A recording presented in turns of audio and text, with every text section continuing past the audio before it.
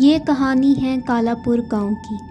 चिंटू जो अपनी दादी से मिलने कालापुर गांव जाता है।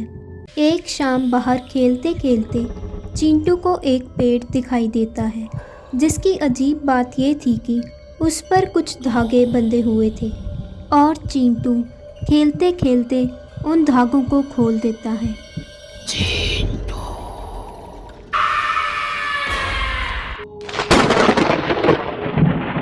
रात को चिंटू को बहुत तेज़ बुखार हो जाता है, जिसकी वजह किसी को भी समझ नहीं आती।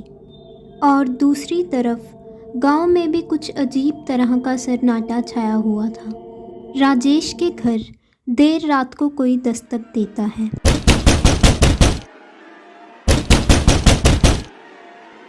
दरवाज़ा खोलिए।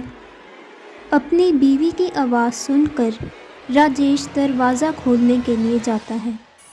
अरे ये लाइट को क्या हो रहा है? और दरवाज़ा खोलते ही राजेश, मैं वापस आ चुकी राजेश के सामने डायन खड़ी हुई थी। राजेश की मौत की खबर अगली सुबह पूरे गांव में फैल जाती है, जिस पर गांव के प्रसिद्ध पंडित का कुछ और ही कहना था। वो डायन फिर से वापस आ चुकी है। ये उसी का काम है। 50 साल पहले गांव का एक आदमी मोहन, जो किसी अनजान औरत से शादी करता है, एक रात अपनी बीवी को घर पर ना देखकर मोहन उसे बाहर ढूंढने के लिए चल पड़ता है।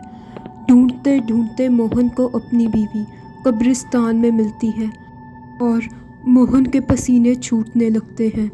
मोहन, यही मेरी सच्चाई है। मैं एक डायन हूँ और अब तुम्हें मरना होगा। मोहन की मौत के बाद गांव में बच्चों का गायब होना शुरू हो जाता है और गांव वालों को भी उस डायन की सच्चाई का पता लग जाता है, जिसके बाद वो उसे उसके घर में जिंदा जला देते हैं।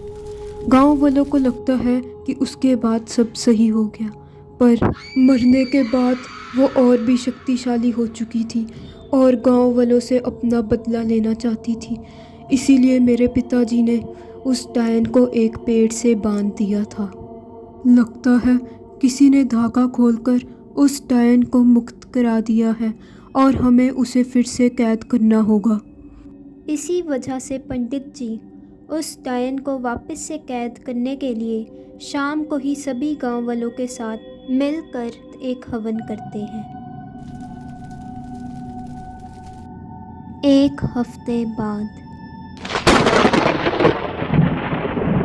शाम को पंडित जब बाहर साधना कर रहे थे, तब अरे चिंटू, बेटा कहाँ जा रहे हो?